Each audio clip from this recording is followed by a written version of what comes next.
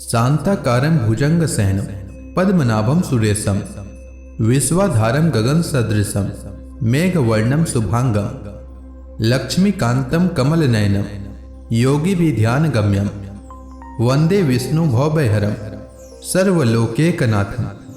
ओम नमो भगवते वासुदेवाय। आज का दिन आप सभी के लिए मंगलमय हो। आपका भक्ति कथा चैनल पर स्वागत है। इस बार मार्गशीर्ष मास की शुक्ल पक्ष की मोक्षदा एकादशी का व्रत 1 दिसंबर दिन सोमवार को रखा जाएगा। जो भी भक्तगण 1 दिसंबर को एकादशी का व्रत रखेंगे वे मोक्षदा एकादशी व्रत का पारण अगले दिन 2 दिसंबर को सूर्योदय के बाद यानी सुबह 6:57 से सुबह 9:03 के बीच कर सकते हैं। आज आइए सुनते हैं मोक्षदा एकादशी व्रत कथा। यदि आप कथा सुनने के पश्चात ब्राह्मण दक्षिणा, अन्नदान, द्रव्यदान, वस्त्रदान इत्यादि देना चाहते हैं तो स्क्रीन पर दिए गए गूगल पे पर भेज सकते हैं। महाराज युधिष्ठिर ने भगवान श्री कृष्ण से कहा, हे परम पूजनीय भगवान श्री कृष्ण, हे त्रिलोकीनाथ, आप सभी को सुख व मोक्ष देने वाले हैं। मैं आपको प्रणाम करता हूं। हे प्रभु, आप कृपा करने वाले हैं। मेरी एक जिज्ञासा को शांत कीजिए। भगवान श्री कृष्ण ने कहा, हे युधिष्ठिर, जो कुछ जानना चाहते हो निर्भय होकर कहो, मैं अवश्य ही तुम्हारी जिज्ञासा को शांत करूंगा। महाराज युधिष्ठिर ने कहा, हे प्रभु, यह जो आपने मार्गशीर्ष माह के कृष्ण पक्ष की एकादशी के विषय में बताया है उससे मुझे बड़ी ही शांति प्राप्त हुई। अब कृपा करके मार्गशीर्ष माह के शुक्ल पक्ष में जो एकादशी पड़ती है उसके विषय में भी बताने की कृपा करें। उसका नाम क्या है, उस दिन कौन से देवता की पूजा की जाती है और उसकी पूजन विधि क्या है, उसका व्रत करने से मनुष्य को क्या फल मिलता है। प्रभु, मेरे इन प्रश्नों का विस्तार सहित उत्तर देकर मेरी जिज्ञासा को दूर कीजिए। आपकी बड़ी कृपा होगी। युधिष्ठिर की जिज्ञासा सुन श्री कृष्ण भगवान बोले, हे युधिष्ठिर, तुमने बहुत ही श्रेष्ठ प्रश्न किया है, इसलिए तुम्हारा यह संसार में फैलेगा। मार्गशीर्ष माह के शुक्ल पक्ष की एकादशी अनेक पापों को नष्ट करने वाली है। संसार में इसे मोक्षदा एकादशी के नाम से जाना जाता है। इस एकादशी के दिन श्री दामोदर भगवान का धूप, दीप, नैवेद्य आदि से भक्ति पूर्वक पूजन करना चाहिए। हे कुंती पुत्र, इस एकादशी व्रत के पुण्य के प्रभाव से नरक में गए हुए माता पिता पितर आदि को स्वर्ग की प्राप्ति होती है। इसकी कथा एक पुराण में इस प्रकार है, इसे ध्यान पूर्वक सुनो। वैखानस नाम का एक राजा प्राचीन नगर में राज करता था। उसके राज्य में चारों वेदों के ज्ञाता ब्राह्मण रहते थे। राजा अपनी प्रजा का पुत्रवत पालन किया करता था। एक रात्रि को स्वप्न में राजा ने अपने पिता को नरक की यातना भोगते देखा।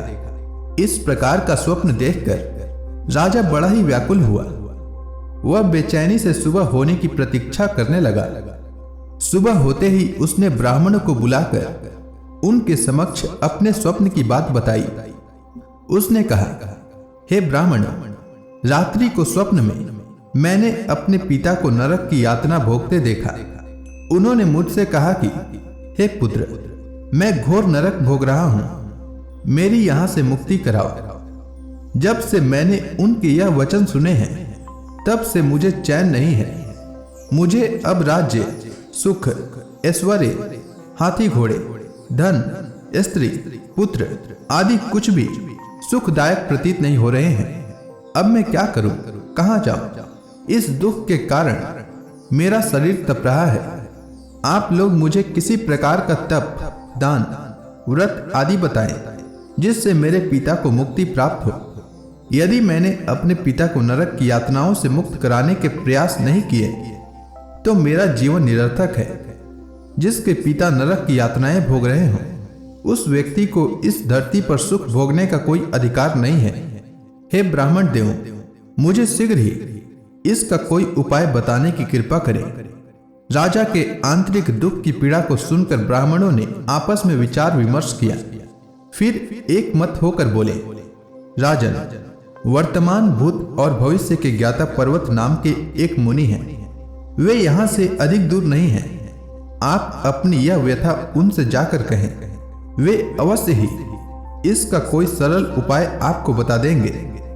ब्राह्मणों की बात मान राजा मुनि के आश्रम पर गए। आश्रम में अनेक शांत चित्त योगी और मुनि तपस्या कर रहे थे। चारों वेदों के ज्ञाता पर्वत मुनि दूसरे ब्रह्मा के समान बैठे जान पड़ रहे थे। राजा ने उन्हें दंडवत प्रणाम किया तथा अपना परिचय दिया। पर्वत मुनि ने राजा से कुशल क्षेम पूछी। तब राजा ने बताया, हे मुनिवर, आपकी कृपा से मेरे राज्य में सब सकुशल हैं, किंतु मेरे समक्ष अकस्मात ही एक ऐसी समस्या आ खड़ी है जिससे मेरा हृदय बड़ा ही अशांत हो रहा है। फिर राजा ने मुनि को व्यथित हृदय से रात में देखे हुए स्वप्न की पूरी बात बताई और फिर दुखी स्वर में बोला, हे महर्षि, अब आप कृपा कर मेरा मार्गदर्शन करें कि ऐसे में मुझे क्या करना चाहिए। कैसे मैं अपने पिता को नरक की यातना से मुक्ति दिलाऊं। राजा की बात पर्वत मुनि ने गंभीरता पूर्वक सुनी। फिर नेत्र बंद कर भूत और भविष्य पर विचार करने लगे।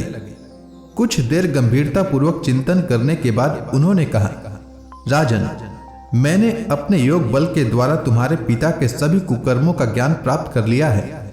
उन्होंने पूर्व जन्म में अपनी पत्नियों में भेदभाव किया था। अपनी बड़ी रानी की बातों में आकर उन्होंने अपनी दूसरी पत्नी को ऋतु दान मांगने पर नहीं दिया था। इसी पाप कर्म के फल से तुम्हारे पिता नरक भोग रहे हैं। यह जानकर वैखानस ने याचना भरे स्वर में कहा, हे ऋषिवर, मेरे पिता के उद्धार का आप कोई उपाय बताने की कृपा करें। किस प्रकार वे इस पाप से मुक्त होंगे। इस पर पर्वत मुनि बोले, हे राजन, मार्गशीर्ष माह के शुक्ल पक्ष में जो एकादशी होती है उसे मोक्षदा एकादशी कहते हैं। यह मोक्ष प्रदान करने वाली है। आप इस मोक्षदा एकादशी का व्रत करें और उस व्रत के पुण्य को संकल्प करके अपने पिता को अर्पित कर दें। एकादशी के पुण्य के प्रभाव से अवश्य ही आपके पिता की मुक्ति होगी। पर्वत मुनि के वचनों को सुनकर राजा अपने राज्य को लौट आए और परिवार सहित मोक्षदा एकादशी का विधि पूर्वक व्रत किया। इस व्रत के पुण्य को राजा ने अपने पिता को अर्पित कर दिया। इस पुण्य के प्रभाव से राजा के पिता को सहज ही मुक्ति प्राप्त हो गई। स्वर्ग को प्रस्थान करते हुए राजा के पिता ने कहा, हे पुत्र, तेरा कल्याण हो। इतना कहकर राजा के पिता ने स्वर्ग को प्रस्थान किया।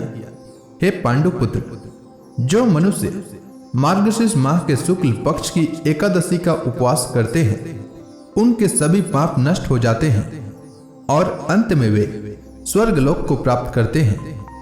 इस उपवास से उत्तम और मोक्ष प्रदान करने वाला दूसरा कोई भी व्रत नहीं है। इस कथा को सुनने व पढ़ने से अनंत फल प्राप्त होता है। यह उपवास मोक्ष प्रदान करने वाला चिंतामणि के समान है, जिससे उपवास करने वाले की सभी मनोकामनाएं पूर्ण होती है। हे युधिष्ठिर, प्रत्येक मनुष्य की प्रबल इच्छा होती है कि वह मोक्ष प्राप्त करे। मोक्ष की इच्छा करने वालों के लिए मोक्षदा एकादशी का यह उपवास अति महत्वपूर्ण है। पिता के प्रति पुत्र के दायित्व का इस कथा से श्रेष्ठ दृष्टांत दूसरा कोई नहीं है। अतः भगवान श्री हरि विष्णु के निमित्त यह उपवास पूर्ण निष्ठा व श्रद्धा से करना चाहिए। इसका उपवास केवल उपवास करने वाले मनुष्य का ही नहीं अपितु उसके पितरों का भी भला करता है। अपने किसी सगे सहोदर मित्र बंधु को भी इस उपवास का फल अर्पण करने से उसके भी पापों व कलेशों का नाश हो जाता है। अतः मनुष्य को यह व्रत अवश्य करना चाहिए। तो प्रेम से बोलिए भगवान विष्णु की जय, श्री कृष्ण भगवान की जय। अब आप सभी हाथ जोड़कर भगवान श्री हरि विष्णु का ध्यान करें। आरती होने वाली है। ओम जय एकादशी माता, मैया जय एकादशी माता। विष्णु पूजा व्रत को धारण करके, विष्णु पूजा व्रत को धारण करके शक्ति मुक्ति पाता। ओम जय एकादशी माता, तेरे नाम गिना नाम देवी भक्ति प्रदान करनी, भक्ति प्रदान करनी। गण गौरव की देनी माता, गण गौरव की देनी माता, शास्त्रों में बरनी। ओम जय एकादशी माता। मार्गशीर्ष कृष्ण पक्ष की उत्पन्ना, विश्व तारणी जननी, मैया विश्व तारणी जननी। शुक्ल पक्ष में हुई मोक्षदा, शुक्ल पक्ष में हुई मोक्षदा, मुक्तिदाता बन के भरनी। ओम जय एकादशी माता। पौष के कृष्ण पक्ष की सफला नामक है, शुक्ल पक्ष में होए पुत्रदा, आनंद अधिक रहे। ओम जय एकादशी माता। नाम सट तिला माघ मास में कृष्ण पक्ष आवे, मैया कृष्ण पक्ष आवे। शुक्ल पक्ष में जया कहावे, शुक्ल पक्ष में जया कहावे, विजय सदा पावे। ओम जय एकादशी माता। विजया फाल्गुन कृष्ण पक्ष में शुक्ला अमला की, मैया शुक्ला अमला की। पाप मोचनी कृष्ण पक्ष में चैत्र महाबली की। ओम जय एकादशी माता। चैत्र शुक्ल में नाम कामदा, धन देने वाली, मैया धन देने वाली। नाम बरूथनी कृष्ण पक्ष में बैसाख माहवाली। ओम जय एकादशी माता। शुक्ल पक्ष में होए मोहिनी, अपराज्येष्ठ कृष्ण पक्षी, मैया अपराज्येष्ठ कृष्ण पक्षी। नाम निर्जला सब सुख करने, शुक्ल पक्ष रखी। ओम जय एकादशी माता।